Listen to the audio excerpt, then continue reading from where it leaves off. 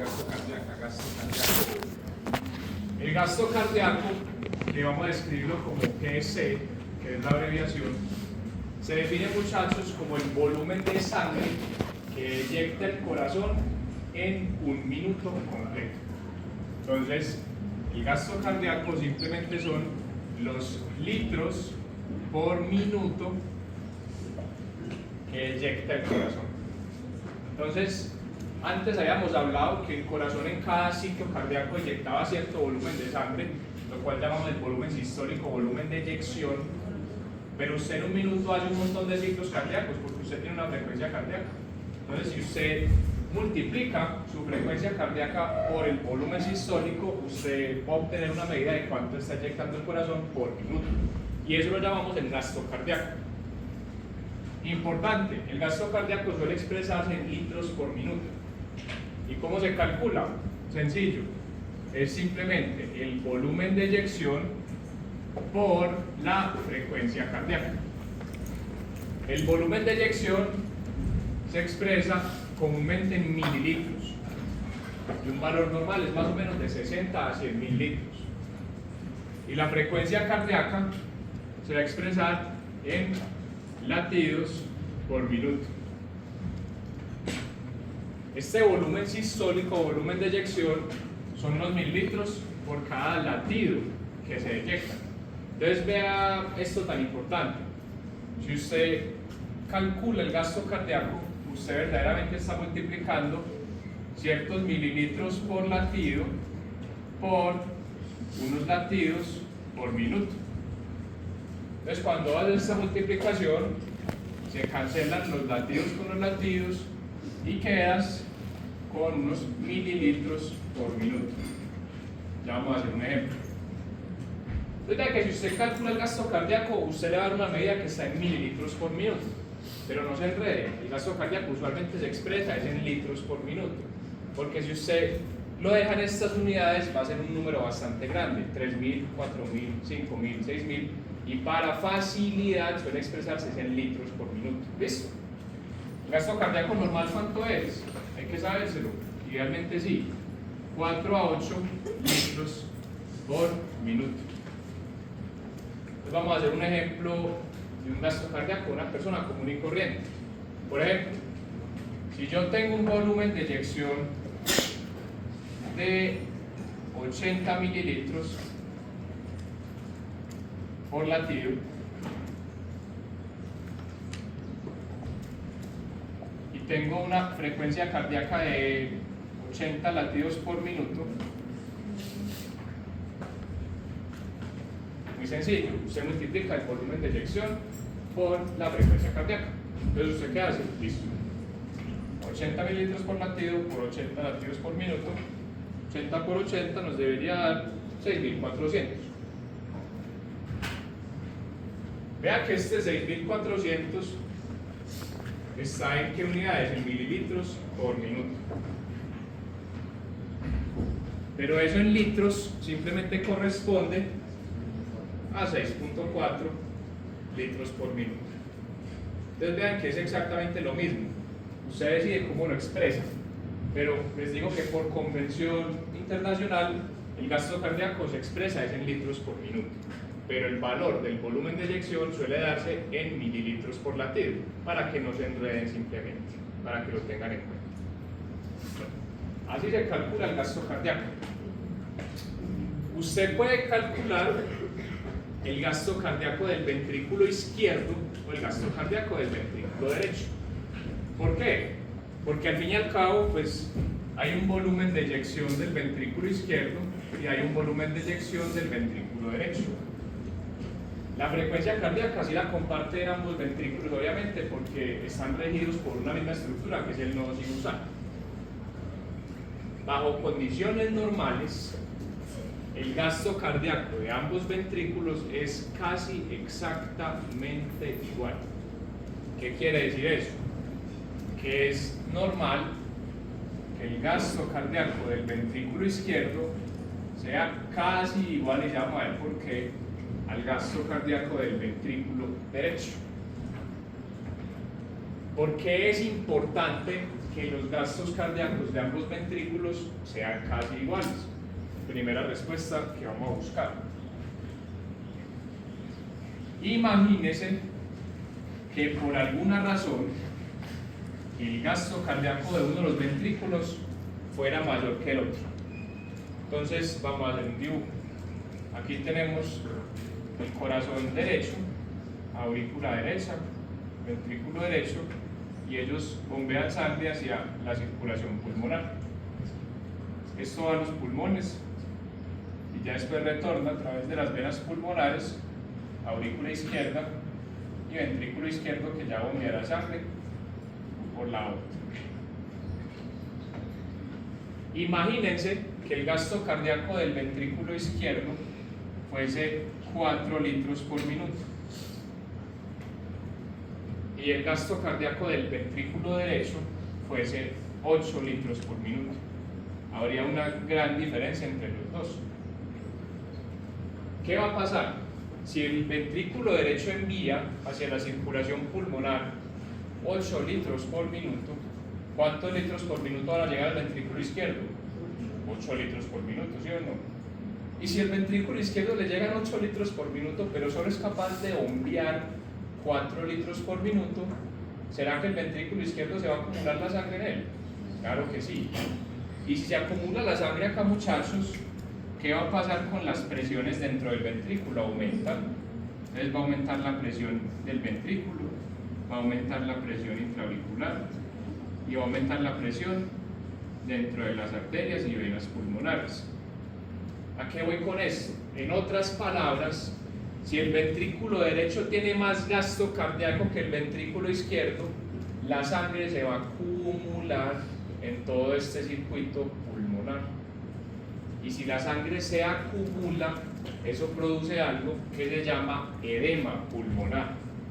Entonces, cuando usted tiene un gasto cardíaco del ventrículo derecho significativamente mayor que el gasto cardíaco del ventrículo izquierdo, eso produce una cosa que se llama edema pulmonar. ¿Cuándo ocurre eso? Por ejemplo, si usted tiene una falla cardíaca izquierda. Si usted tiene una falla cardíaca del lado izquierdo, del ventrículo izquierdo, cae el gasto cardíaco del ventrículo izquierdo después de cierto punto. Porque, ¿qué es una falla cardíaca? Que el ventrículo es incapaz de llevar a cabo su función normal, sea en la relajación o en la eyección. Si el ventrículo no es capaz de eyectar bien, pues va a bajar su gasto cardíaco. Y el ventrículo derecho puede estar completamente perfecto. Pero entonces, en este caso, ¿qué va a pasar?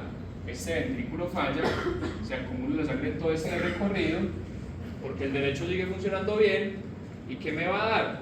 Pues claro, edema pulmonar. ¿Cómo se manifiesta eso? Crépitos, sibilancias, hipertensión pulmonar, que sería lo que usted se daría cuenta. Y disnea. Ahí se podría dar perfecto el S3, claro que sí, y el S4 también si tengo disfunción diastólica. Muy bien, claro. Perfecto. Hasta ahí vamos bien. Sencillo, ¿sí o no? Pero puede pasar lo opuesto. Usted puede tener un problema en el ventrículo derecho. Hombre, claro que sí. Entonces, imagínense que estemos en una situación en la cual el ventrículo izquierdo esté funcionando bien y tenga un gasto cardíaco de 8 litros por minuto. Este gasto cardíaco de 8 litros por minuto manda hacia la circulación periférica o sistémica 8 litros por minuto, pasa por todos los tejidos, los riñones, sangre venosa, y eso en últimas llegará a través de las venas cavas nuevamente a la aurícula derecha. Entonces, si el ventrículo izquierdo está bombeando 8 litros por minuto, ¿cuánta sangre le llegará a la aurícula derecha y al ventrículo derecho por minuto? 8 litros, ¿sí o no? Es lógico. Pero, en este caso, el ventrículo derecho tiene un gasto cardíaco de 4 litros por minuto, bajó, porque me dio algo que se llama una falla cardíaca derecha. O sea, ¿a usted le puede fallar solo el ventrículo derecho? Claro que sí. Después vamos a hablar de eso, pero principales causas, EPOC y embolias pulmonares. Entonces usted le da una falla cardíaca derecha, cae el gasto cardíaco del ventrículo derecho. Y si el gasto cardíaco del ventrículo derecho es significativamente menor que el gasto cardíaco del ventrículo izquierdo, cuéntame. Y el tamaño de los ventrículos no hace que cambie algo. ¿En qué sentido? En que uno es un poco más grande que el otro. El ventrículo izquierdo es más grande y más fuerte, sí, pero una cosa es la fuerza que vos tenés para inyectar, otra cosa es la cantidad de sangre que das por minuto. Ahí estamos hablando exclusivamente de un valor absoluto. ¿Listo? Vean lo que pasa. Si el gasto cardíaco del ventrículo derecho cae significativamente, él va a enviar 4 allá, el ventrículo izquierdo va a enviar 8, ¿dónde se irá a acumular la sangre? ¿En el circuito pulmonar o en el circuito sistémico? En el circuito sistémico. El ventrículo izquierdo va a seguir enviando 8 litros por minuto por todo este recorrido, pero el ventrículo derecho no va a ser capaz de enviar esa misma cantidad de sangre, entonces se va a acumular la sangre inicialmente acá en el ventrículo derecho. Aumentan las presiones acá, aumenta la presión acá, aumenta la presión acá, aumenta la presión acá. Y eso da una cosa que se llama edema periférico. Y se manifiesta, muchachos, con ingurgitación yugular, edema en miembros inferiores, ascitis. Cuéntame. Una pregunta. Eso sería como en un instante. Que entonces no me sacaría los 4 litros restantes. ¿Este para seguir bombeando? No, el otro. El otro. Ah, claro, después de llegar a un estado estable en el cual se igualan los gastos cardíacos, pero igual va a seguir con edema. ¿Listo? Ya la acumulación de líquido se produjo, ¿cierto? Entonces, aquí lo importante, muchachos, es entender que si el gasto cardíaco del ventrículo derecho cae por debajo del gasto cardíaco del ventrículo izquierdo, no se produce edema pulmonar, sino edema periférico. Entonces, vean que para evitar la generación de edema periférico y edema pulmonar, pues lo ideal, muchachos, es que el gasto cardíaco del ventrículo izquierdo y derecho sean casi iguales. Y eso es lo que ocurre en la vida real. Y ya vamos a seguir hablando de eso. Dudas, muchachos, hasta acá. Uno muchas veces suele pensar que la falla cardíaca derecha suele producir de inmediato edema en miembros inferiores. Y uno es muy rápido para ir a buscar en la clínica, tiene falla cardíaca, venga, yo le miro las piernas. De hecho, muchachos, cuando usted tiene una falla cardíaca derecha, se produce primero edema dentro de la cavidad abdominal, se produce primero la ascitis. Y es mucho más sensible encontrar ascitis que buscar edema en miembros inferiores. Entonces, si tiene edema en miembros inferiores, no tenga ascitis, pero primero tiene que producir la ascitis para que lo tengan en cuenta para buscar la clínica para el futuro. Bueno, vamos bien hasta acá, contame. Hipertensión pulmonar. Muy bien. Bueno, ¿qué más tengo para decir? Vean que el gasto cardíaco es un valor absoluto. ¿A qué me refiero? Es un número en litros por minuto. ¿Qué les parece este rango de 4 a 8? ¿Les parece amplio, pequeño? Es como amplio, ¿no es cierto? O sea, una persona puede tener un gasto cardíaco de 4 y es normal, y otra puede tener el doble y sigue siendo normal. Eso es algo amplio, porque el gasto cardíaco como valor absoluto tiene un gran problema y se los voy a exponer. Vamos a asumir que tenemos 2 pacientes.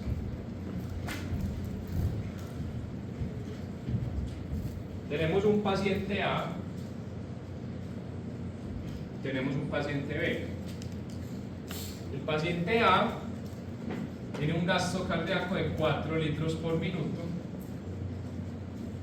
tiene una altura de 1.5 metros y pesa 50 kilos. ¿Listo? Tipo pequeño.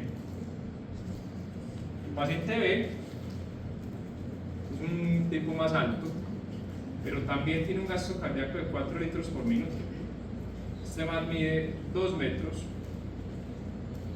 y pesa 120 kilos. Si nosotros nos quedamos con el valor absoluto del gasto cardíaco, que es 4 a 8 litros por minuto, ustedes como dirían que están sus gastos cardíacos de esta gente, están bien, ¿no? Pero, ¿será que es lo mismo yo midiendo 2 metros y teniendo 120 kilos, tener un gasto cardíaco de 4 litros, a un tipo que mide 1,50 y pesa 50 kilos? ¿Cierto que no es lo mismo? Entonces, ahí es cuando uno se queda corto con el gasto cardíaco por sí solo. Por eso, muchachos, existe una cosa que es el índice cardíaco. Usted este gasto cardíaco no lo puede utilizar para comparar estos dos pacientes, porque usted que va a saber que no es suficiente para alguno de los dos. Pero si usted analiza el gasto cardíaco en función de la superficie corporal, eso sí va a ser algo adecuado. Índice cardíaco. El índice cardíaco simplemente es el gasto cardíaco dividido los metros cuadrados de superficie corporal total. Entonces, resulta que usted a cualquier paciente le puede calcular un valor que son los metros cuadrados de superficie corporal total. ¿Cómo se calcula? Fórmula que hay que aprenderse y que vamos a usar el resto del semestre. Primero, estatura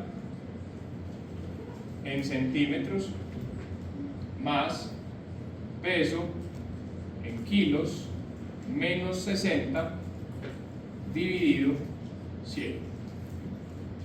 Entonces, si usted a cualquier persona le calcula eso, usted le saca cuánta superficie corporal tiene en metros cuadrados. Y si usted coge el gasto cardíaco de esa persona, que normalmente se expresa en litros por minuto, y lo divide entre sus metros cuadrados de superficie corporal, usted obtiene lo que llaman el índice cardíaco. Valor normal de 2.5 a 4 litros por minuto por metro cuadrado. ¿Qué quiere decir eso? Que independiente de qué valor tenga el gasto cardíaco como valor absoluto, no importa si usted es alto o pequeño, usted por metro cuadrado de superficie corporal le deben estar llegando aproximadamente 2.5 a 4 litros por minuto. Y ya usted con eso sí puede hacer una comparación digna para los pacientes. Porque hagamos eso entonces. Calculemos la superficie corporal del paciente A. Él tiene una estatura de 1.5 metros y un peso de 50 kilos. Entonces, ¿cómo haríamos eso? Para el paciente A sería metros cuadrados es igual a, ¿cuánto es la estatura en centímetros? Eso, 150, no es 1.5, es 150. Más, ¿cuánto pesa? 50 kilos, ¿sí o qué? Menos 60 dividido 100. Entonces usted coge su calculadora para que la traigan el día del examen y eso le va a dar una superficie corporal en metros cuadrados de 1.4. ¿Están de acuerdo? ¿Alguien ya lo hizo? ¿Sí? Bien, listo. Entonces usted ya sabe que este man tiene una superficie corporal de 1,4 metros cuadrados. Calculemos ahora la superficie corporal del paciente B. Sencillo. Paciente B, un poco más grande, metros cuadrados es igual a, ¿cuánto mide? 2 metros. Entonces, ¿qué pongo acá? 200 centímetros. ¿Cuánto pesa?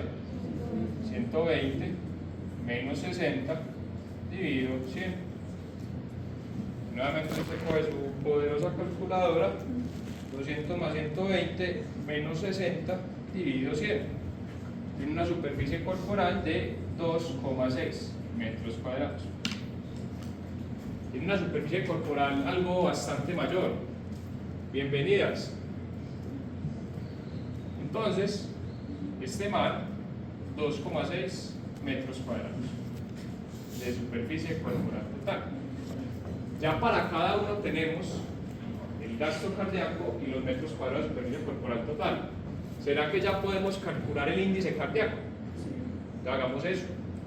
El índice cardíaco del paciente A simplemente va a ser 4, que es su gasto cardíaco en litros por minuto, dividido 1.4, que son sus metros de superficie corporal. 4 dividido 1.4 me da 2,85 litros por minuto por metro cuadrado. Pregunta: ¿tiene un gasto cardíaco normal? ¿Sí o no? ¿Un índice cardíaco normal? ¿Sí o no? Claro. ¿Cuánto es índice cardíaco normal? 2.5 a 4. Lo tienen 2,85, está perfecto para eso, para él. Esto es un buen índice cardíaco. Duda hasta acá, todos saben cómo llegamos a eso. Muy bien. Calculemos ahora el del paciente B. Listo, fácil. Índice cardíaco es igual a gasto cardíaco, 4 litros por minuto, dividido 2.6 metros cuadrados. 4 dividido 2.6, vean este índice cardíaco, 1,53 litros por minuto por metro cuadrado. ¿Cómo está el índice cardíaco del paciente B? Bajo. Entonces vea que si usted no hubiera hecho este análisis, usted hubiera dicho, están ambos perfectos. Cuando este tipo está francamente hipoperfundido, este tipo por metro cuadrado no le está llegando suficiente sangre. Está en una cosa que se llama un choque cardiogénico, después hablamos sobre eso. Este tipo tiene una mortalidad altísima, este tipo se le va a morir si usted no hace nada. Y ambos tienen el mismo gasto cardíaco en litros por minuto. Solo que el uno es una persona pequeña que esos 4 litros le alcanzan para todo lo que tiene que hacer, mientras que el otro, que mide mucho más, pesa casi o más del doble prácticamente, no le sirven esos 4 litros. Entonces, todo esto para que, muchachos, para hacerles caer en cuenta que el gasto cardíaco como valor absoluto es muy bacano, ¿sí o qué? Y usted lo puede medir fácil, por ejemplo, con ecografía. Espero que usted aprenda a hacer ecografía, a mí no me enseñaron. Eso uno lo puede ver con un ecógrafo y usted va a decir, es 6 litros por minuto. Muy bueno, y entonces, ese número por sí solo no te sirve de nada, tenés que saber eso cuánto es por metro cuadrado. Por eso todos los intensivistas que saben de esto hablan es de índice cardíaco. ¿Dudas hasta aquí? Escucho sus preguntas. ¿Todo bien? Ok. Entonces, habíamos dicho que los gastos cardíacos del ventrículo izquierdo y derecho deben ser idealmente casi iguales. Sería una mentira yo decirles que efectivamente son iguales, porque hay una pequeña variación que hay que abordar. Entonces vamos con dos fórmulas que necesitamos para el parcial, o bueno, vamos con varias. Gasto cardíaco, índice cardíaco, metros de superficie corporal y la fórmula de Nernst. Listo, para que se las aprendan. A la última clase me recuerdan para que hagamos para que copiemos todas las fórmulas que necesitamos para el parcial, para que sea más fácil para ustedes. No me dejen olvidar. Entonces, ¿qué sucede? En la vida real, si bien sería muy bacano que el gasto cardíaco del ventrículo izquierdo y del derecho fueran exactamente iguales, resulta que el gasto cardíaco del ventrículo izquierdo es ligeramente mayor que el del ventrículo derecho. Muy poquito, muy poquito. ¿Por qué ocurre esto? Porque hay una porción de sangre venosa que viene de las venas bronquiales y de la pleura visceral,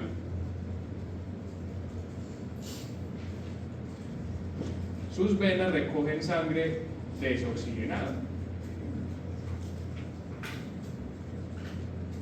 Y si yo soy sangre desoxigenada, ¿hacia qué aurícula debería ir yo? Hacia la aurícula derecha, ¿sí o qué? Porque si yo soy sangre desoxigenada, ¿por dónde debo pasar para oxigenarme? Por la circulación pulmonar. Entonces, esta sangre desoxigenada que sale de la pleura visceral y de las venas bronquiales, en un mundo ideal debería ir a la aurícula derecha. Problema: usted tiene algo que se llama una anatomía. Y esta sangre, por cuestión anatómica, ya ustedes eligen qué creer, si creen que Dios lo hizo así o la evolución, no importa. Por esas cuestiones, esta sangre desoxigenada no llega a la aurícula derecha, sino que llega directamente a las venas pulmonares. Y las venas pulmonares llevan sangre que acaba de pasar por los pulmones directo ¿a dónde? A la aurícula izquierda. Entonces ve esto tan interesante. La sangre desoxigenada que salió de venas bronquiales y de la pleura visceral, que debió haber pasado por la circulación pulmonar, se saltó la circulación pulmonar y llegó inmediatamente a las venas pulmonares. Y como llega directo a las venas pulmonares, de ahí pasa a la aurícula izquierda. Y de la aurícula izquierda pasa al ventrículo izquierdo. Ahora, esto se llama el shunt, que es la palabra en inglés para cortocircuito anatómico. ¿Qué es un cortocircuito? ¿Qué es un shunt? Es cuando usted toma una vía alterna y se salta una vía normal. Esta sangre que hizo debía pasar a aurícula derecha, para pasar a la circulación pulmonar, se saltó ese camino llegando directo a venas pulmonares y llegando al corazón izquierdo. Es un cortocircuito. ¿Por qué? ¿Porque está enfermo? No, por cuestiones de anatomía, shunt anatómico. ¿Listo? Entonces, juntemos eso con lo del gasto cardíaco. Si hay un poco de sangre que normalmente debería ir a la parte del corazón derecho, pero no llega al corazón derecho, sino que va al corazón izquierdo, eso hace que el gasto cardíaco del ventrículo derecho sea un poquito menor y el gasto cardíaco del ventrículo izquierdo sea un poquito mayor. Y es por eso, muchachos, gracias a la existencia del shunt anatómico, que verdaderamente el gasto cardíaco del ventrículo izquierdo es un poquito mayor. Entonces, no con eso diría, pero yo no te creo, porque entonces yo por qué no tengo los pies hinchados, yo por qué no tengo ascitis, por qué no tengo incurritación yugular. Aunque sea poquita la diferencia, con el tiempo se debería acumular la sangre en la periferia. Sí, pero usted no está teniendo en cuenta que el cuerpo tiene unos mecanismos antiedema que son suficientes para, en este caso, que la diferencia es muy pequeña, evitar la generación del edema. Entonces, si bien el gasto cardíaco del ventrículo izquierdo es ligeramente mayor que el del ventrículo derecho, a usted no le da edema en ningún lado. ¿Por qué? Porque el cuerpo se protege bien del edema. Después vamos a ver cómo segundo parcial de cambio vascular. Toca dejar eso ahí en remojo. ¿Dudas, inquietudes hasta acá? Escucho. ¿Todo en orden? Cuéntame. ¿Qué es lo que tiene el cuerpo que le permite Mecanismo antiedema, que después vamos a ver, porque son varios y nos demoramos mucho hablando de eso, lo siento. Pero después lo vemos, te doy mi palabra. Muy bien. ¿Qué más hay? Digan a ver. No, bien. No, pregunte. El mecanismo antiedema más importante son los vasos linfáticos, querido amigo. Muy bien. De acuerdo, perfecto. Después hablamos sobre eso. Muy bien. Voy a borrar el tablero. ¿Alguien la toma el foto algo ya? ¿Todo bien? Muy bien. Vamos a decir, acá. Muy bien. Entonces, el gasto cardíaco, que ya sabemos que es simplemente la multiplicación entre el volumen de eyección y la frecuencia cardíaca, es una variable que el cuerpo va a controlar y alterar permanentemente.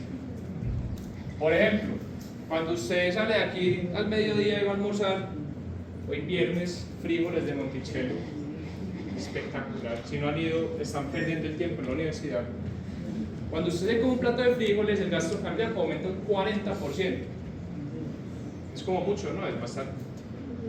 Cuando usted queda en embarazo, el gasto cardíaco aumenta un 40% también.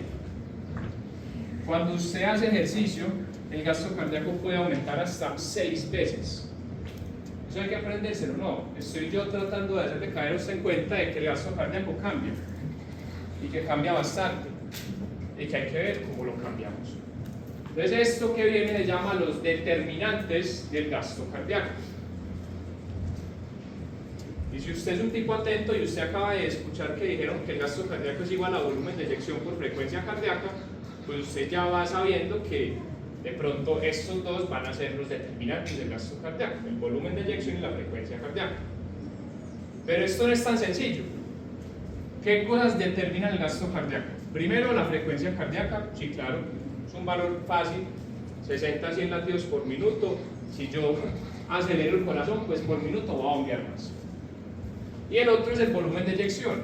Y el volumen de eyección depende de tres variables que vamos a ver con profundidad: la precarga, la poscarga y el inotropismo o contractilidad.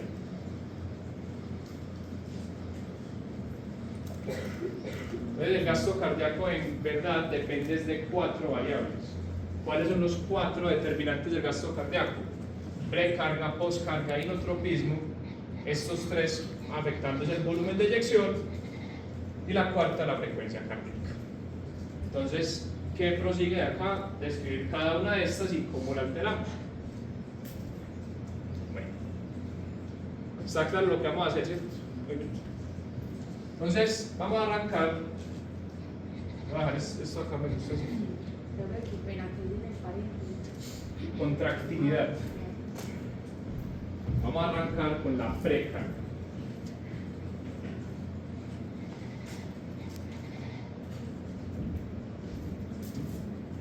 La precarga, muchachos, se define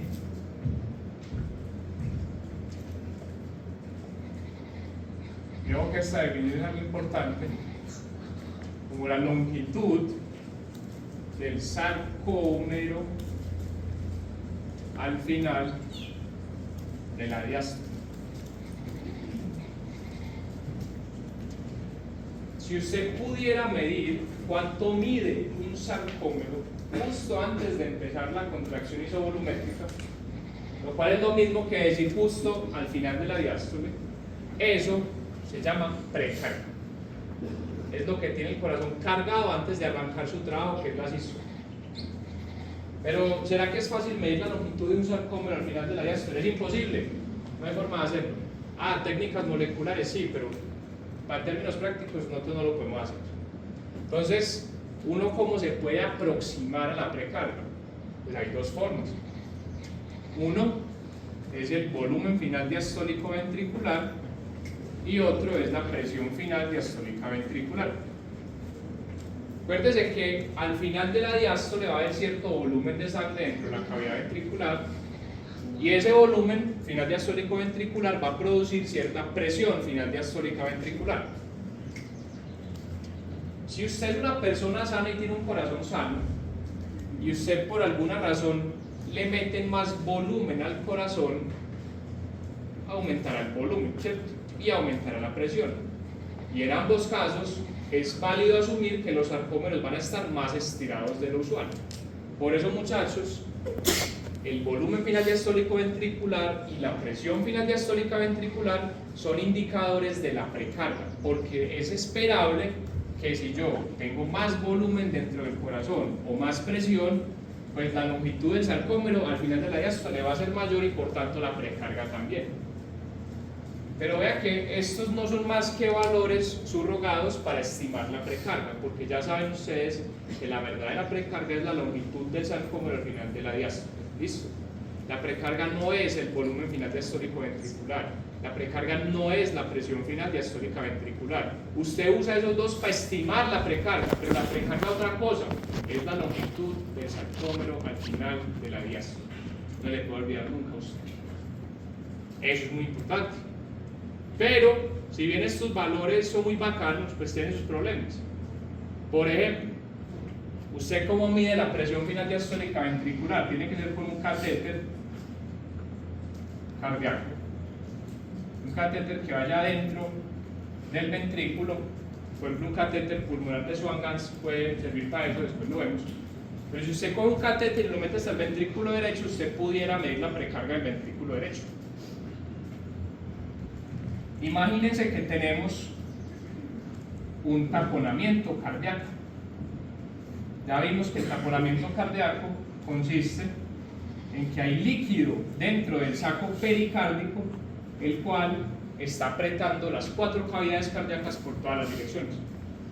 En esos casos, ¿cómo creen ustedes que van a estar las presiones dentro del corazón? Aumentadas, ¿sí o no? Está elevada la presión auricular acá, acá, y la ventricular en ambos lados, presión ventricular, presión ventricular. ¿Este corazón será que se va a llenar muy bien de sangre? ¿Cierto que no? ¿Será que este corazón va a tener los sarcómeros muy estirados? No. ¿Pero cómo va a tener la presión? Entonces, si usted mide en este corazón con un catéter la precarga, y usted dice que la presión final diastólica ventricular está altísima, y usted dice que tiene una precarga espectacular, usted comete un error. Porque verdaderamente la precarga no es la presión final diastólica ventricular, solamente es una forma de estimarla. Que el principal problema y la principal situación en la cual no nos sirve es precisamente cuando tenemos un taponamiento cardíaco, que va a aumentar las presiones intracavitarias de tal forma que usted va a creer que tiene mucha precarga, pero en verdad no, porque es que no está llenando ese ventrículo. Entonces es una cosa importante. De hecho, si usted tiene un paciente con un taponamiento cardíaco, mide por medio de ecografía el volumen final diastólico ventricular, usted se va a dar cuenta que ahí no hay nada de volumen, hay muy poquito volumen dentro del corazón. Entonces, en la precarga alta o baja, pues bajita en realidad. Pero, por ejemplo, cuando tengo problemas con el volumen final diastólico ventricular, cuando vos haces una falla cardíaca, el corazón va a atravesar un proceso de hipertrofia. ¿En qué consiste este proceso de hipertrofia? En que el corazón deposita nuevos sarcómeros en el miocardio. Entonces, imagínense que usted, bajo condiciones normales, vamos a poner un ejemplo algo extremo, usted tiene un total en su ventrículo izquierdo de 3 sarcómeros. Un sarcómero, 2 sarcómeros y 3 sarcómeros. La longitud de cada uno de estos 3 sarcómeros al final de la diástole es la precarga. ¿Sí o qué? Este ventrículo está perfectamente sano y hace una falla cardíaca sistólica. Digamos por el momento que es sistólica. Después vamos a entender por qué es inútil dividirla entre sistólica y diastólica para lo que nosotros necesitamos para la vida, pero por ahora, ¿para qué les digo esto? Para que entiendan que este corazón no puede eyectar bien la sangre. Si yo no puedo eyectar bien la sangre, ¿qué creen ustedes que va a pasar con el volumen de sangre dentro del corazón? Aumenta.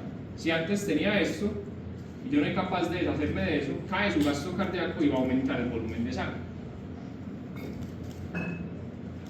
Eso no ocurre de la noche a la mañana, entonces eso es muy lento. Y en todo ese proceso de que se va acumulando la sangre, el corazón va haciendo un proceso de hipertrofia. ¿Y qué consiste ese proceso de hipertrofia? De depositar nuevos sarcómeros. Entonces usted ya no va a tener 3 sarcómeros, sino que va a tener 6. Entonces ya usted va a tener 1, 2, 3, 4, 5, 6 sarcómeros. Y eso permite que la cavidad cardíaca sea un poquito más grande. Entonces, hagámoslo bien bonito acá. Quedamos con 6 sarcómeros y es una cavidad cardíaca que permite acomodar un mayor volumen de sangre. Entonces hay un mayor volumen final diastólico ventricular y también hay mayor presión final diastólica ventricular. Entonces usted va a ir con su ecógrafo y va a medir la precarga y usted va a ver que el volumen final diastólico ventricular está elevado. Pero ¿será que sí tiene la precarga alta? ¿El sarcómero está más corto o más largo que antes? Está más corto. Aunque tenga más sarcómeros, cada uno está más cortico. Entonces la precarga en realidad en un paciente con una falla cardíaca está reducida. Cada sarcómero está más corto, pero si usted pone a medir la precarga con volumen final diastólico ventricular va a estar alta y usted va a creer que está alta cuando en realidad no lo está. Y si lo hace con la presión le va a pasar lo mismo. Le va a dar una presión alta y no necesariamente va a estar alta la precarga, va a estar bajita. Entonces, ¿para qué les digo todo esto? Para que vean que la precarga no es volumen final y presión final diastólica ventricular. Son formas de medirla, pero que tienen sus pecados, especialmente en taponamiento cardíaco en el caso de la presión y para ambos en el caso de la falla cardíaca. No sé si eso es claro. ¿Vos vas a preguntar algo? ¿Qué cosa? Vean, usted normalmente tiene solo 3 sarcómeros en el corazón. Pues obviamente no, pero es para el ejemplo. Y esa cavidad cardíaca es de un tamaño normal, ¿cierto?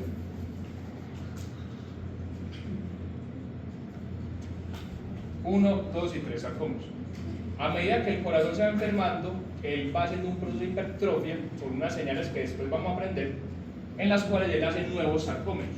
Entonces, ¿para qué hace nuevos sarcómeros? Porque el corazón se empieza a llenar más de sangre y dice, tengo que acomodar más volumen, entonces tengo que crecerme. Entonces, ¿qué hace? Una cavidad más grande, pero a expensas de más sarcómeros. Entonces usted ya va a tener no 3, sino 6 sarcómeros. Vea que cada sarcómero acá está un poco más cortico que los sarcómeros antes de que hiciera una falla cardíaca. Entonces, si los sarcómeros están más cortos al final de la diástole, ¿cómo está la precarga? Más bajita, porque la precarga es la longitud del sarcómero.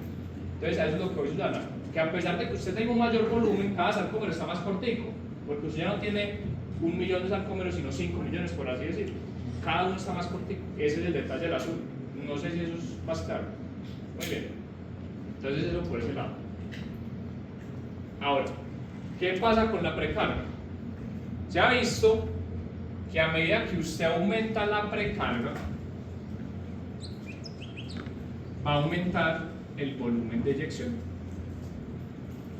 Y por tanto, si usted aumenta la precarga y aumenta el volumen de eyección, pues aumentar la precarga aumenta el gasto cardíaco. Entonces, el primer determinante del gasto cardíaco va a ser la precarga, y la precarga se correlaciona con el volumen de eyección directamente proporcional. ¿Cómo se dieron cuenta de eso? En el siglo pasado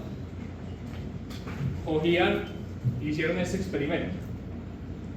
Cogieron una fibra de músculo y la suspendieron en 2 extremos. La longitud que le daban a esa fibra muscular antes de empezar a estimularla es la precarga. Claro, es lo mismo, la longitud que tiene una fibra muscular, en este caso cardíaca, al final de la diástole, antes de que arranque a contraerse. Entonces vean que el resting length es precisamente la preload. Mientras yo más preload le ponga, más estirado va a estar. Y cogieron en diferentes longitudes y empezaron a estimular esa fibra muscular. A ver con cada longitud cuánta tensión desarrollaba. Y se dieron cuenta de algo muy interesante, que se creaba esta curva de relación longitud-tensión, en la cual a medida que estiraban más la fibra de músculo, cada vez podía ser mayor tensión, con cierto límite. Entonces vean que esta gráfica relaciona resting length increase, y aquí vemos la tensión activa. Y aquí, a medida que voy para la derecha, aumenta la longitud de la precarga, y en el eje Y, a medida que voy para arriba, aumenta la fuerza generada en tensión. Entonces vea que inicialmente, a medida que usted estira más la fibra miocárdica o muscular en general, desarrolla más tensión. Claro, llega un punto, muchachos, en el cual si la estiras más, empieza a caer la tensión. Pero esa parte de la curva para nosotros en el corazón es irrelevante. ¿Por qué? Porque usualmente después de 2.3 micras de estiramiento de una fibra miocárdica se vuelve demasiado rígida y es demasiado difícil seguirla estirando. Entonces para nosotros lo único que necesitamos es esta parte paradita ascendente de la curva. Y si en la vida real nuestras fibras miocárdicas tienen esta curva de longitud-tensión, nosotros podemos afirmar con toda certeza que a medida que yo aumento la precarga o a medida que aumento la longitud que tiene esa fibra, al final de la diástole, pues va a ser una mayor tensión. Entonces, eso por ese lado. Entonces, ¿qué estamos diciendo? Estamos diciendo que toda fibra muscular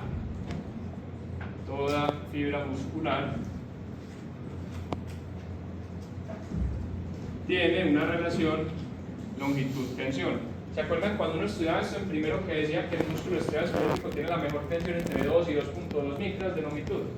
En el músculo cardíaco también hay algo similar. Entonces, en el músculo cardíaco, la tensión óptima se desarrolla entre 2.2 y 2.3 micras de longitud usualmente.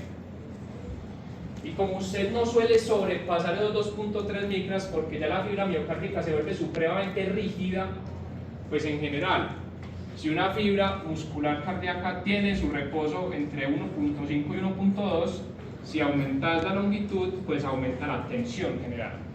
Y eso es lo más importante acá. Arranquemos por el concepto de que si usted estira más la fibra miocárdica, obviamente dentro de ciertos límites eso aumenta la tensión general. Y eso es muy importante, porque eso es lo que me explica que la precarga, a medida que cambie, pues me cambia el volumen de eyección. Vea eso tan interesante.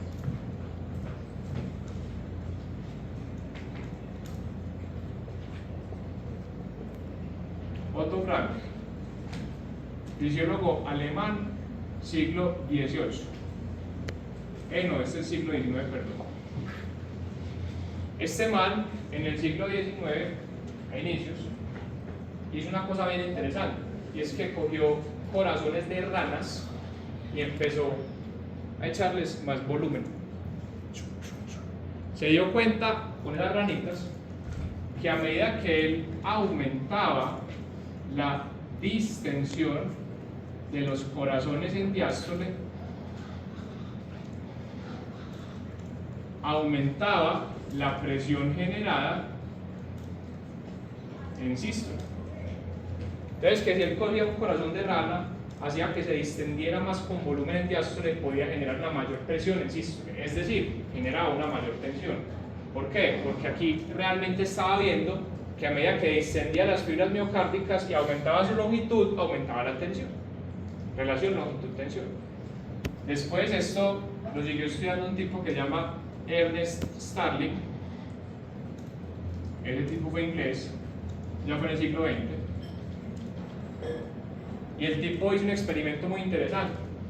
Cogió perros y empezó a infundirles líquido. Entonces él cogía un corazón de un perrito y le ponía volumen. Y se dio cuenta que a medida que le echaba más volumen a ese corazón, cada vez ese corazón podía eyectar más volumen. Entonces, eso generó una curva que se llama la curva de Starling, que es precisamente esta que les muestro acá. Eje X está la presión final diastólica ventricular y eje Y está el volumen de eyección. Esta es la curva de Starling o curva de desempeño ventricular.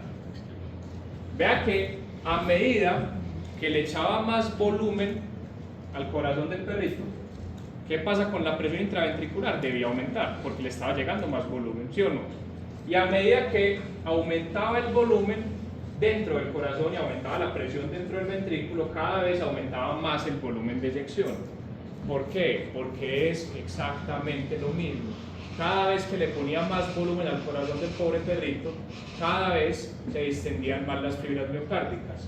Cada vez aumentaba su longitud y ya sabemos que a medida que usted le pone más longitud a una fibra muscular cualquiera, aumenta la tensión generada y así lograba eyectar más. Esto se llama la curva de Starling o curva de desempeño ventricular. También se dio cuenta que cuando él le metía suficiente volumen para pasar por encima de 25 milímetros de mercurio de presión final diastólica ventricular, caía el volumen de eyección. Pero no lo graficó. ¿Por qué? Porque si a nosotros nos sube esa presión final diastólica ventricular por encima de 25, las válvulas auriculoventriculares se vuelven incompetentes y la sangre se empieza a devolver a las aurículas. Y eso hace que obviamente caiga el volumen de eyección. Entonces, en la vida real, nuevamente, para nosotros la curva de desempeño ventricular es esta. en la cual a medida que aumenta la precarga, inevitablemente va a aumentar el volumen de eyección. Entonces, después de todo ese boleo de investigaciones que hicieron, dijeron en 1914, listo, no nos enredemos. Esto se llama ley de Frank-Starling. No es que Starling se llame Frank, sino que es Otto Frank y Ernest Starling, que es algo que uno frecuentemente cree. Un tipo se llama Frank Starling. No, son dos tipos diferentes. ¿Y qué dijeron? Listo.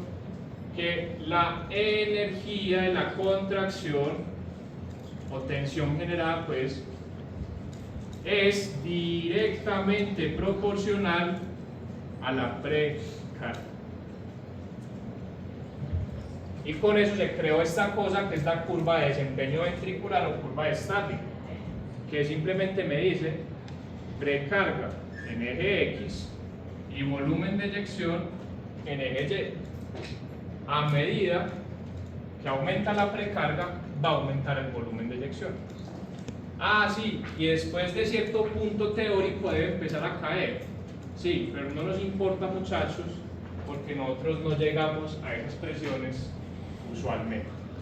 Entonces, ¿cuál es la idea central de todo esto antes de ir a responder preguntas? Que la energía de la contracción es directamente proporcional a la precarga, porque cada vez que yo precargo más se distiende más la fibra y cada vez que la distiendo más puede ejercer una mayor tensión. ¿Dudas hasta acá?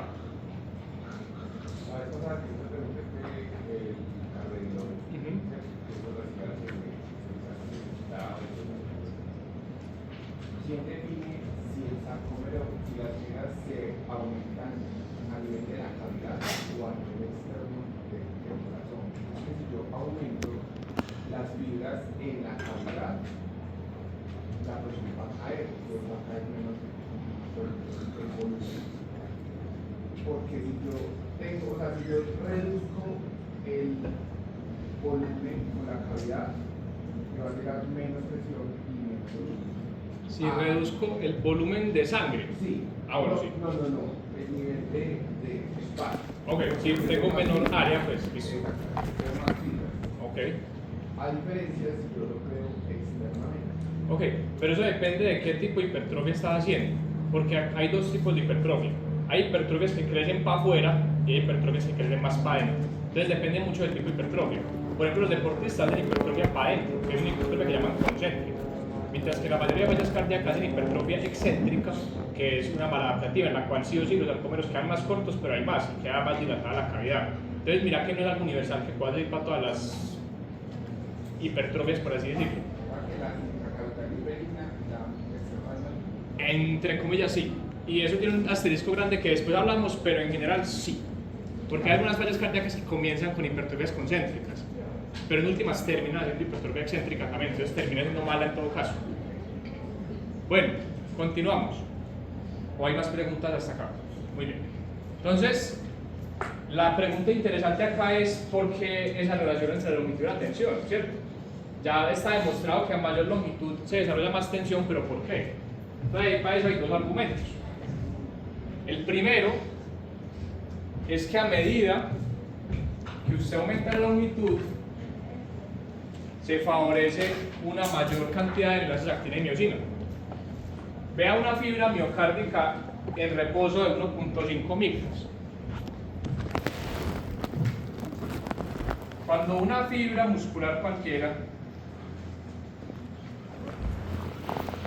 tiene una longitud de menos de 1.5 micras para arrancar, está tan recogida, tan pequeña, que las miocinas golpean contra la línea Z. Eso no puede ejercer buena tensión ahí, está todo apachurrado, todo pegado. Cuando la longitud incluso está entre 1.5 y 2 micras, que es un estado normal, ¿se pueden formar enlaces de actina y miocina? Claro que sí, pero como el sarcómero está tan recogido y tan pequeño, si se empezara a contraer en esa longitud, se formarían vectores de tensión en direcciones opuestas. Y eso haría que la fibra no sea capaz de ejercer buena tensión. Pero si usted esta fibra le aumenta su longitud hasta 2, 2,1, 2,2, 2,3 micras, usted ya va a entrar en una zona en la cual la tensión a realizar es la óptima, es la mejor de todas. Y por eso es que dicen que la longitud óptima para el músculo estriado esquelético es de 2 a 2.2 y la del músculo cardíaco es de 2.2 a 2.3.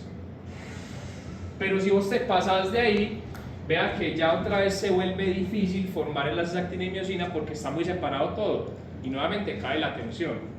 Con la aclaración, muchachos, de que esto no ocurre en el corazón real porque después de 2.3 se vuelve demasiado rígido el miocardio, es muy difícil distenderlo más. Entonces, este es el primer argumento de esta relación longitud-tensión. Pero creo que hay un problema con este argumento.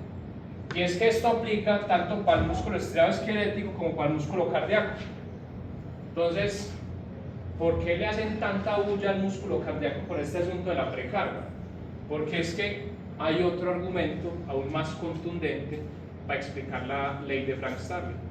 Y es lo siguiente. Si usted coge una fibra muscular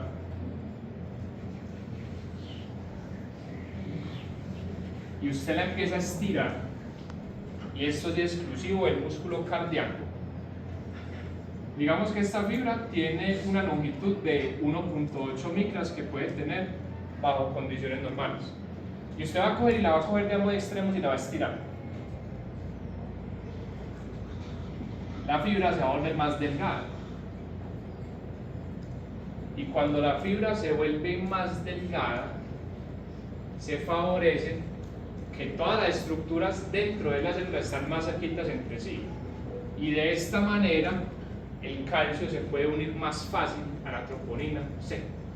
Entonces básicamente cuando usted estira una fibra y se vuelve más delgadita, como se adelgaza, en ese sentido aumenta la sensibilidad al calcio. Y ya vimos que el calcio es esencial para llevar a cabo el ciclo contráctil. Si usted tiene más calcio dentro de la célula o más calcio pegado a la troponina, mejor dicho, pues más duro me puedo contraer. En el caso del músculo cardíaco, esto es lo más importante para explicar esa ley de Frank-Starling. Porque a medida que vos aumentás la precarga, se van a estirar más las células, va a aumentar no solamente la relación longitud-tensión porque puedo formar más actinas y miosinas, sino porque también aumenta la sensibilidad al calcio. Y este es el argumento más importante para explicar la ley de Frank-Starling. De hecho, hay otros que argumentan que es que hay proteínas que son dentro del citosol sensibles al estiramiento, como la quitina, y que eso también aumenta la densidad del calcio, que no está demostrado, pero no importa. Sepan por el momento que a medida que usted aumenta la precarga, la célula se vuelve más delgadita y aumenta la sensibilidad al calcio.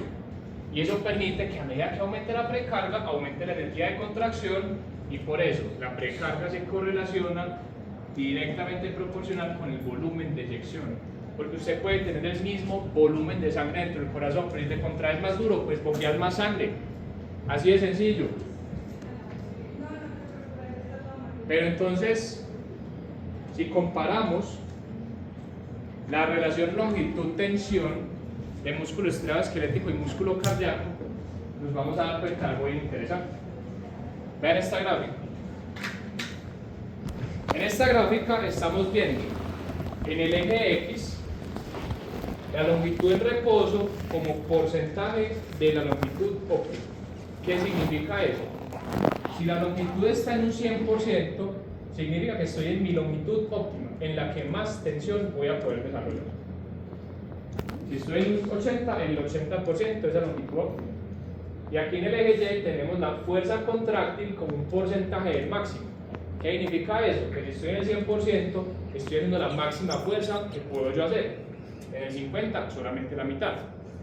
En últimas, acá estamos viendo una gráfica entre fuerza y longitud, o tensión y longitud. Es la misma gráfica de longitud-tensión que hemos visto ahorita. Esta primerita es la de la derecha. Solo que comparando la del músculo estriado esquelético, la azul, y la del músculo cardíaco en rojo. Acá mochan la parte descendente porque ya dijimos que no es relevante para nosotros porque después de 2.3 micras el músculo cardíaco se vuelve rígido y encima de eso si lo aumento a punta de líquidos endovenosos se vuelven incompetentes los válvulas AB y ya no importa lo que pase ahí. Entonces vean, normalmente sus fibras musculares, tanto de músculo estriado-esquelético como músculo cardíaco, se mantienen en este rango, entre un 80 y un 90% de la longitud máxima. Vea que para ambas curvas, si usted aumenta la longitud, pues va a aumentar la tensión generada. Pero ¿cuál de las dos lo hace más eficientemente? ¿Cuál tiene una mayor pendiente? La muscular. ¿La de cuál músculo? El cardíaco. Vea como que no, vea la pendiente. Vea la pendiente acá cómo va, vea esta pendiente acá cómo es de parada. Si yo hago este aumento de 80-90%, 80 estoy acá en el cardíaco, 90 voy a estar acá, aumento un poquito. Pero el músculo cardíaco sube acá hasta acá. La curva de longitud-tensión del músculo cardíaco es mucho más sensible, mucho más pendiente. ¿Por qué? Porque es que solamente el músculo cardíaco ejerce esta propiedad en la cual la sensibilidad al calcio aumenta a medida que lo estiro. Ambos músculos poseen la capacidad de que si lo estiras formas más en la de actina y miosina, pero el cardíaco además de eso aumenta la sensibilidad al calcio. Y por eso uno habla de ley de Frank Starling en el músculo cardíaco, o en primero Carlinas habló de Frank Starling del músculo estriado-esquelético, ¿cierto que no? Tiene sentido. Y tiene más sentido cuando uno entiende que estos experimentos de las fibras musculares no fueron hechos ni siquiera con músculo cardíaco, sino con músculo estriado-esquelético. Pero igual, es lo mismo, con el atenuante de que el músculo cardíaco es mucho más sensible al estiramiento por ese temita del calcio. Y es por eso, muchachos, que ustedes ven, si usted le da al paciente líquidos y le estira más los sarcómeros, es decir, si usted hace un aumento de la precarga, es casi inmediato, por ley de Frank Starling, que aumente el volumen de eyección. Entonces, cuando uno pincha a un paciente, en teoría aumentaría más la precarga derecha inicialmente y posterior la derecha, la izquierda. Sí, eso asumiendo que el ventrículo está funcionando relativamente normal. Pero ahorita, después vamos a ver, Alejandro, que cuando vos tenés un corazón en falla, esta curva de Starling o curva de desempeño ventricular se deprime. Y ya no va a ser esta curva así empinada, sino aplanada. Por eso un paciente con una falla cardíaca no suele darle líquidos, porque lo va a encharcar. Porque usted cuando da un líquido, ¿usted qué busca con dar líquidos? A ver, su paciente tiene una presión de 50-40. Usted le va a poner 2 litros de Hartmann. ¿Usted qué busca con eso? ¿Subirle la presión? ¿Sí o no? Fácil, ¿cierto? Sin saber nada de medicina clínica, usted quiere subir la presión con los líquidos. ¿Por qué? Porque si usted le da más líquidos, usted aumenta la precarga, aumenta el volumen de eyección, aumenta el gasto cardíaco. Y si aumenta el gasto cardíaco, después veremos que aumenta la presión. Pero si darle líquidos es tan bueno, porque aumenta esta longitud, desarrollo más tensión. Si esta curva de Starling no fuese así empinada, sino que tengo una falla cardíaca y la curva es así aplanada, ya no me va a servir darle líquidos, porque ya darle líquidos no le va a aumentar de forma efectiva la fuerza contráctil. Para irnos adelantando a preguntas muy importantes en el futuro. Eso es muy interesante. No sé si te queda más claro la cosa. Ahorita, eso después lo hablamos en detalle. Bueno, entonces volvamos, que me estoy perdiendo un poquito porque esto me gusta mucho. Bueno, a ver. Sí, listo. Entonces dijimos que si yo aumento la precarga, de inmediato va a aumentar el volumen de eyección por ley de Frank Starling. Eso nos quedó claro, ¿sí o no? De hecho, se ha visto que 10 a 15 minutos después va a aumentar aún más el volumen de eyección por una cosa que se llama el efecto ANREP.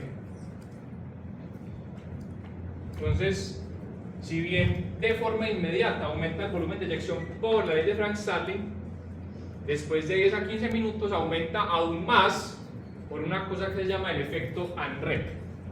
Y vamos a describirlo porque es muy importante. El efecto ANREP.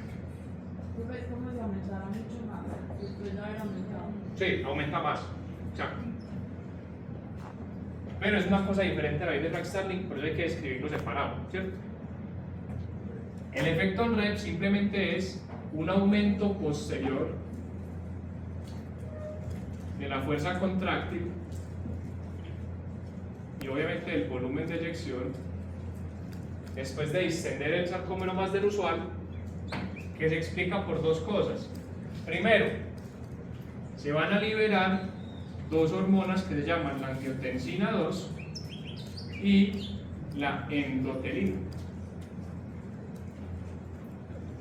Y cuando usted libera angiotensina 2 y libera endotelina, estas dos hormonas van a tener un efecto sobre receptores de Q transmembrana. Y recuerden que los receptores GQ lo que hacen es aumentar las concentraciones de calcio intracelulares. Si aumento la concentración de calcio, me voy a contraer más duro. Eso por un lado. Y dos, en esta situación se va a estimular una estructura, bueno, un intercambiador que se llama el intercambiador sodio H+.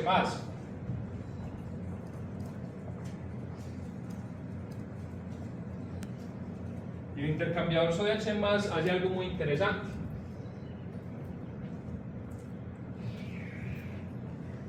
Ahora está como el intercambiador sodio H+, a los que vieron renal el semestre pasado, es el mismo que existe en las células tubulares. Este mete sodio en la célula y saca hidrogeniones.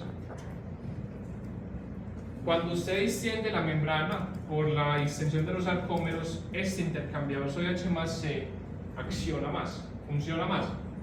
Y eso va a hacer que pase ¿qué? Con los niveles de sodio intracelulares. Que aumenten, ¿sí o qué? Aumenta el sodio intracelular. Usted por acá va a tener su bomba sodio-calcio, que mete 3 sodios y saca un calcio. Si aumenta el sodio intracelular, ¿qué pasa con la fuerza química del sodio? ¿Cómo? Va a querer ir hacia afuera, o sea, va a ser menor, ¿cierto? Por ejemplo, que siempre va para adentro. Y si yo aumento la concentración de sodio intracelular, cada vez se va reduciendo la fuerza química. No va a ir hacia afuera porque para vos invertir ese gradiente, el sodio tendría que aumentar por encima de 145 y sería demasiado, ¿cierto? Aquí aumenta de 10 a 30, a 40 y se reduce el gradiente químico. Si yo reduzco el gradiente químico de este intercambiador sodio-calcio, va a salir menos calcio. Y si sale menos calcio, ¿qué pasa con el calcio intracelular? Aumenta. Entonces, nuevamente, el estímulo del intercambiador sodio H+ hace que baje la función del intercambiador sodio-calcio y eso aporta a un aumento del calcio intracelular. ¿Qué les estoy tratando de explicar? Estoy diciéndoles que cuando usted aumenta la precarga, de inmediato aumenta el volumen de eyección por Frank Starling, pero 10 a 15 minutos después aumenta el calcio intracelular por estos dos efectos y eso aumenta aún más el volumen de eyección y eso se llama el efecto ANREP. ¿Listo? Que es importante tener en cuenta. ¿Ok? ¿Dudas con eso? Esto, sí, claro. Cuando vos estimulas el intercambiador sodio H+, como él mete sodio en la célula, va a meter más sodio en la célula y va a aumentar el sodio intracelular. El intercambiador sodio-calcio, que normalmente mete sodio y saca calcio, funciona sacando calcio porque el gradiente electroquímico del sodio va para adentro. Y el gradiente electroquímico del sodio en parte está motivado por la fuerza química. Si yo aumento el sodio intracelular, esa fuerza química se reduce y hay menos gradiente de concentración del sodio para entrar. Y si el sodio entra menos, pues el calcio sale menos. Y así se produce también una sobrecarga de calcio, tanto por esto como por la angiotensina 2 y la endotelina. Y eso aumenta la fuerza contráctil aún más, efecto ANREP. ¿Listo? Pero que el efecto ANREP es 10 a 15 minutos después, mientras que el efecto de Frank Starling es inmediato. ¿Dudas hasta acá? Es muy bueno, ¿no? No sé, a la compañera no le gusta el tema, pero bien, dígame. ¿Sacaba menos calcio? Por eso le produce la sobrecarga. ¿Por qué, compañera, entra el calcio en el intercambiador sodio-calcio? El calcio va en contra del gradiente electroquímico. Si va para adentro, si va para afuera, va en contra. Entonces, ¿qué pasa? Si usted mete menos sodio, saca menos calcio. Contame, Esteban. Dura horas, según lo descrito. No necesito un número específico, pero horas. Sí, claro. Pues en teoría sí. Ahora no es la técnicamente relevante. Esteban hace una pregunta muy válida. Intercambiar más sodio y más H más acá, pues aumentar la función del intercambiador sodio H más. Como me saca más H más a la sangre, ¿no me podría acidificar la sangre? En teoría sí, pues sería una buena tesis doctoral, no sé. Pues eso no está escrito, según lo que yo he leído, pero en teoría completamente de acuerdo con vos. Puede que sí lo haga, pero quién sabe cuánto sea. Muy bien, más dudas, vamos bien hasta acá. ¿Qué horas son? Ah, bueno.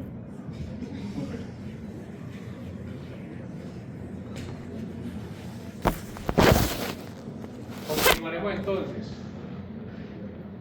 Eso es, muchachos, la precarga. Entonces, quiero que se acuerden toda la vida de la precarga.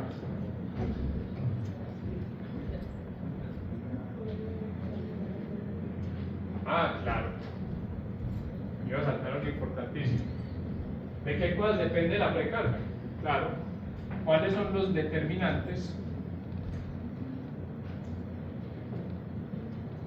de la precarga? Primero, el retorno venoso.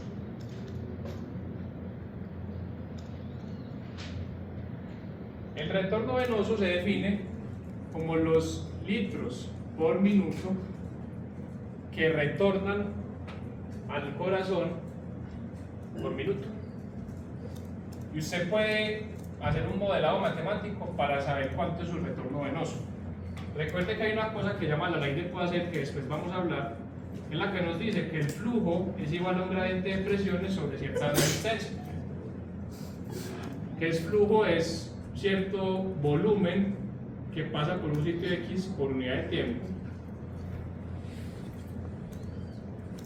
R simplemente es la resistencia a lo largo de un circuito. Y el gradiente de presiones no es más que una presión inicial menos una presión final. Entonces, si usted se pone a pensar, usted con esta fórmula puede estimar su retorno venoso. ¿Por qué? Porque usted tiene acá su aurícula derecha y acá su ventrículo derecho. Y recuerden que a la aurícula derecha llegarán las venas cavas. Las venas cavas, obviamente esto es un dibujo muy simplificado, se forman a partir de las venas periféricas. Venas cavas y llegan a la aurícula derecha. Si yo soy sangre y yo estoy aquí en la vena periférica y yo quiero retornar por vía venosa, retorno venoso a la aurícula derecha, pues la presión inicial va a ser la presión que hay acá en las venas periféricas de todo este recorrido. Y eso se llama la presión venosa periférica. Esta presión de acá es la presión venosa periférica. Esa presión impulsa que la sangre se devuelva y tendrá que pasar cierta resistencia venosa. Y en últimas va a llegar al sitio que es la aurícula derecha, en donde hay cierta presión también. Y esa va a ser la presión final de ese circuito. Esa presión de la aurícula derecha será la presión final, presión inicial menos presión final, presión venosa periférica menos presión de la aurícula derecha. Estas siglas de PAD, ¿a qué más se les parecen? Presión arterial diastólica. Entonces, como nosotros no queremos confundirnos, ¿cierto? La presión de la aurícula derecha no solemos decirla como PAD, porque nos vamos a confundir con presión arterial diastólica. Entonces, por eso, de aquí en adelante, la presión de la aurícula derecha la vamos a llamar la presión venosa central. ¿Listo? Esta presión de la aurícula derecha es la presión venosa central, PVC. Entonces vean lo que les estoy tratando de decir. La presión inicial menos la presión final sobre una resistencia venosa es un flujo, según la ley de Poiseuille. Y un flujo son ciertos litros por minuto que pasan por X lugar. Y si ese lugar es la aurícula derecha, esto simplemente es el retorno venoso. El retorno venoso, que es la cantidad de sangre que por minuto retorna a la aurícula derecha. Entonces, si usted sabe que esta es la fórmula del retorno venoso, usted ya sabe qué cosas determinan el retorno venoso en parte. El más importante de ellos va a ser la presión venosa periférica. Entonces, si usted aumenta la presión venosa periférica, ¿qué pasará con el retorno venoso? Aumenta. Porque a medida que vos aumentas, compañera Elena, la presión venosa periférica, estás aumentando acá la presión inicial. ¿Y qué va a pasar acá con el gradiente de presiones? Aumenta también. Y si aumenta el gradiente de presiones, ¿qué pasa con el flujo? Aumenta. Entonces mira que aumentar la presión venosa periférica hace que llegue más sangre a la aurícula derecha por minuto. ¿Qué cosas aumentan la presión venosa periférica? Fundamentalmente dos. Primero, las transfusiones de sangre y en general administrar volumen con líquidos, porque van a ser las mismas venas con más volumen, ya sea de sangre o de líquido o agua, pues. Entonces en ambos casos eso va a ejercer una mayor presión y va a aumentar la presión venosa periférica y aumenta el retorno venoso. Y segundo, estas venas tienen unos receptores que son los receptores alfa 1. Y los receptores alfa 1, cuando vos te pegas de ellos, principalmente con noradrenalina, voy a poner acá, norepinefrina, que es lo mismo que noradrenalina, cuando se pega de los alfa 1, produce una venoconstricción. Las venas, si bien tienen poco músculo liso, se pueden contraer y se cierran.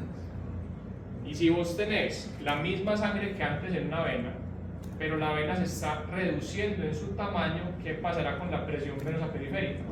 Aumenta también. Y por eso la venoconstricción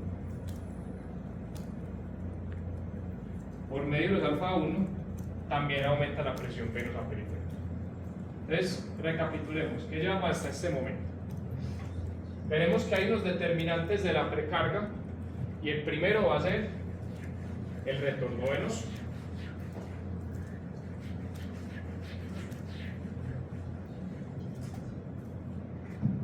Los determinantes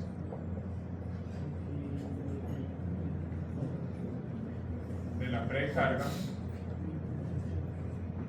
Primero va a ser el retorno venoso, porque si al fin y al cabo llega más sangre por minuto al corazón, pues ¿qué va a pasar con los arcómeros? Pues se estiran más, ¿sí? Entonces el retorno venoso es el primero, y aquí el más importante es la presión venosa periférica.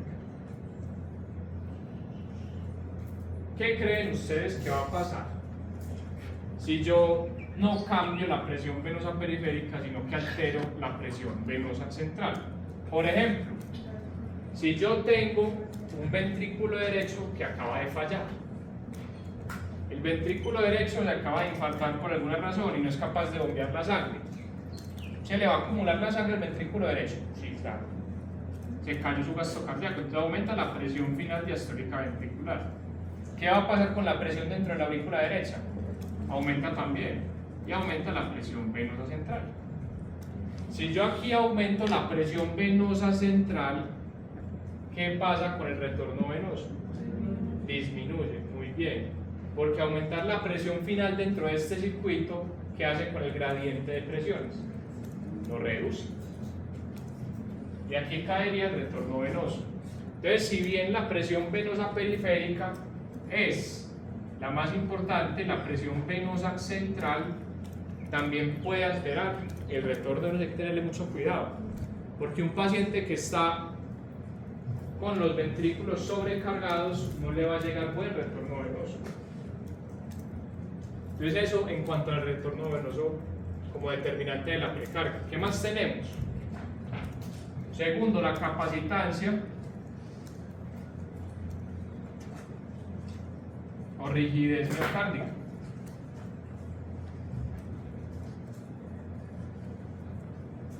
¿Qué habíamos hablado? Durante la fase de diástole ventricular, el ventrículo debe relajarse muy bien para que le llegue buena sangre, ¿cierto? Si usted tiene un miocardio rígido, poco capacitante, que no se relaja bien, ¿qué va a pasar con la precarga? Va a ser menor, porque le va a entrar menos sangre al ventrículo. Mientras que usted tiene un miocardio que es fácil de relajar, capacitante, poco rígido, se relaja un montón y le entra muy buena sangre. Y en esos casos un corazón sano, que le llega más sangre, se va a distender más cada sarcómero y va a aumentar la precarga. Entonces el segundo determinante de la precarga es la capacidad de relajación del miocardio. Que si soy más capacitante, pues voy a lograr tener mayor precarga, y si soy más rígido, voy a tener una menor precarga, inevitablemente. Tenemos también frecuencia cardíaca. ¿Qué pasa, muchachos? Ya lo vimos, cuando aumentamos la frecuencia cardíaca, con el ciclo cardíaco se empieza a cortar, ¿cierto? Y dijimos que se acortaba ¿qué fase primero? ¿La sístole o la diástole? La diástole. ¿En qué fase ocurre el llenado ventricular? En diástole. Entonces, si usted empieza a cortar el ciclo cardíaco y especialmente la diástole, ¿qué creen ustedes que va a pasar con la precarga? Va disminuyendo. Porque si un ventrículo llega menos sangre, pues va a estar menos distendido sus sarcómeros y cae la precarga. Entonces, eso es lo otro. A frecuencias cardíacas altas, la precarga es menor; a frecuencias cardíacas más bajitas, la precarga va a ser mayor. Por lo que revisamos. Y cuarto, la respiración. También vimos ya que según si usted está inspirando o expirando, cambian los retornos venosos de ambos ventrículos, ¿sí o no? Cuando inspiramos, se abren las venas cavas y llega más sangre al corazón derecho y menos sangre al corazón izquierdo. En ese caso, si yo estoy haciendo una expiración profunda, como aumenta el retorno venoso del ventrículo derecho y disminuye el retorno venoso del ventrículo izquierdo, eso obviamente va a cambiar la precarga de ambos corazones. En este caso aumentaría la precarga del corazón derecho y bajaría la precarga del corazón izquierdo. Mientras que si usted bota el aire fuertemente y hace una expiración, aumenta el retorno venoso del ventrículo izquierdo, inevitablemente va a aumentar su precarga también, y a medida que baja el retorno venoso del ventrículo derecho, va a caer su precarga. Entonces vean que también el ciclo respiratorio tendrá un efecto sobre la precarga a través del retorno venoso. Y estos cuatro muchachos van a ser entonces los determinantes más importantes, por así decirlo, de la precarga. No sé si hay dudas con esto. Cuéntame. En el retorno de la constricción no aumentaría la resistencia venosa y por ende me caería el retorno venoso.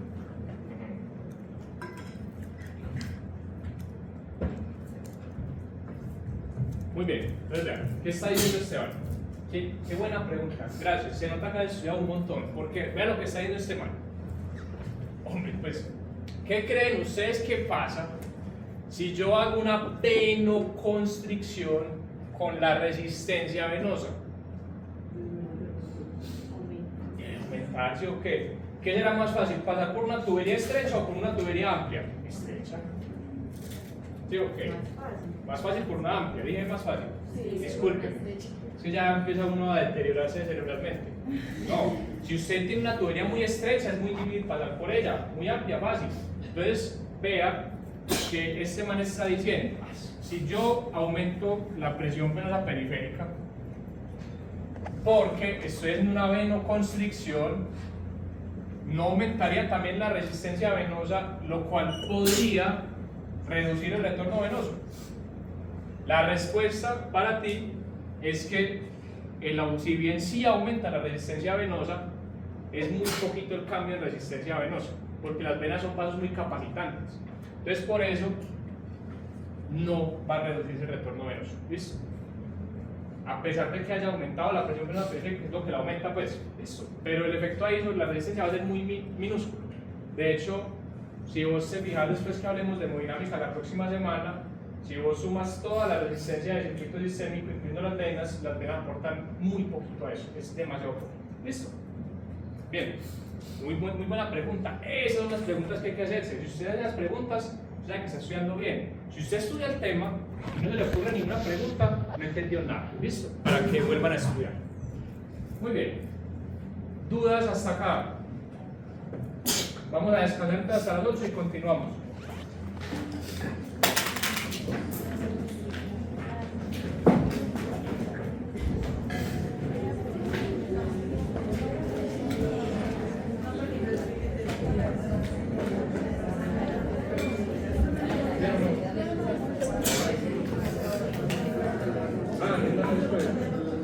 Muy interesante.